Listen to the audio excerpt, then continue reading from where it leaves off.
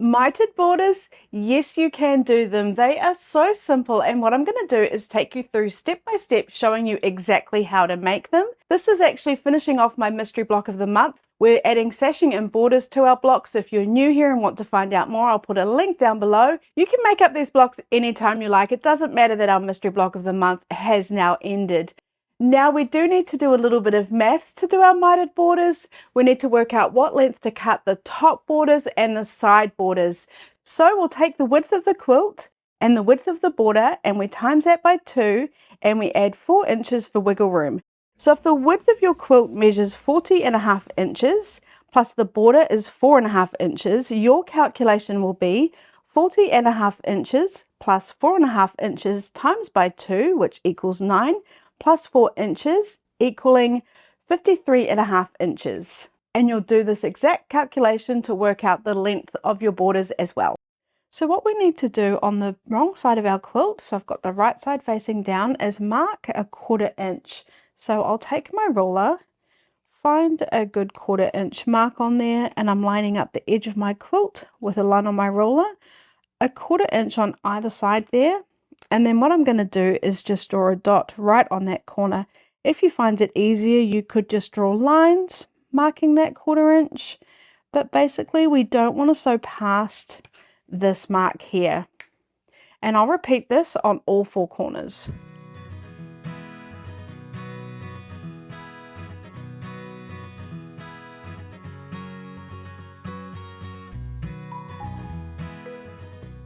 So now let's attach our first piece of border. We need to find the center of our quilt. So I'm just going to fold it in half. Find that center and finger press it. Open it up. And then I'm going to take my first strip and line it up on that center mark. So I've got one of my strips here for the top of my quilt and I'm going to fold that in half as well. Give it a finger press, marking the middle of that strip.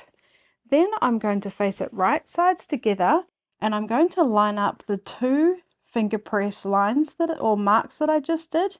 And when that's lined up, I will pop a pin in to hold it in place. And then I will pin it all in place along both sides here. Now, if I just move it over here, you can see I've got a lot of excess. We want the excess, that is correct. It seems weird, but trust me, it's correct. So what I'm going to do is smooth out this border, line up these edges and pin.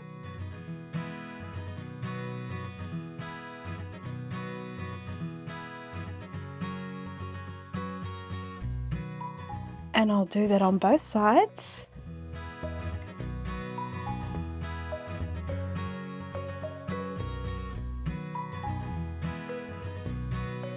And then we're going to sew. So I'm stitching at stitch length 2. I'm using my 1/4 inch foot, so I get a 1/4 inch seam allowance, and I'm using Wonderful confetti thread. I'm going to find that mark we did, that 1/4 inch mark away from the edge, and I'm going to lower my needle down. I want to start exactly on that mark, and when I'm happy, I'll just lower my foot. Oh, I'm a little bit off on that 1/4 inch, so I'll lower it again. Okay, that looks better. So what I'm going to do, I'll remove the pins as they get in the way. I'm just going to go forward a couple of stitches and then back a couple, definitely not going past that marked spot. So now I'll sew all the way to the end until I get to that second 1/4 inch mark we did.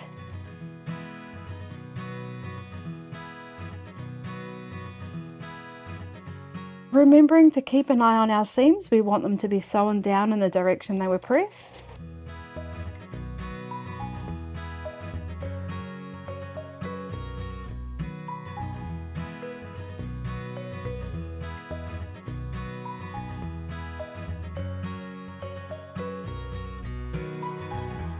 So now I'm coming up to my second mark. I want to sew right up to that, not past it at all, and then do a back stitch.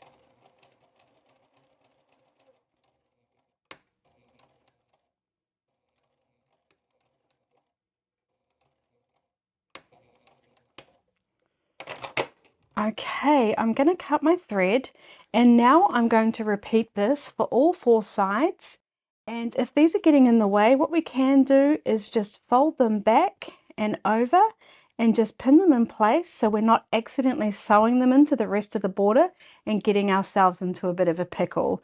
So now I'll just attach the rest of my borders just like I did. Like I said, making sure I don't accidentally sew these tails in, and then I'll see you when I've done that.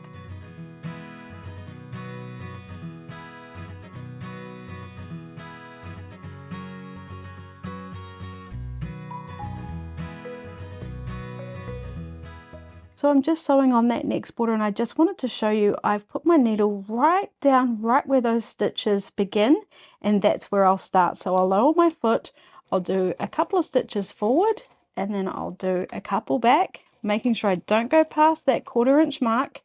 And now I'll sew along till the end until I'm at my next 1/4 inch mark.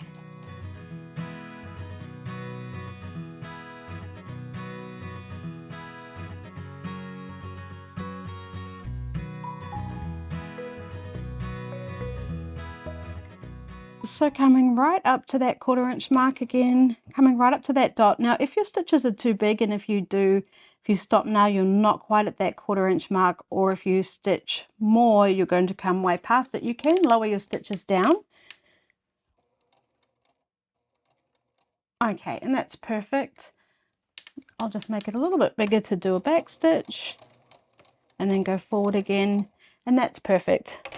Cut my thread, and then I'm just going to carry on. So now for the fun part, on all 4 corners we want to line up the border edges. So what I'll do is I'll start with this top border edge and bring it down towards me, lining up the edges along this border here. I'll just pull this flap out, and we want that all lined up too. So we want all the borders lined up perfectly along this edge. And then, oh my goodness, look at that bird's nest. That's so embarrassing, but maybe a little bit helpful so you can see exactly what I'm aiming for. So then what I'm going to do is take my ruler, find that 45-degree line, and line that up on the edge of my fabric. And then we also want to line it right up where those stitches ended, and I've got that big bird's nest so it's really easy to see. And then what we're going to do is we're going to draw a line from the end of the stitches all the way down, just like that. Then I will take a few pins and pin it in place. We do not want it to move.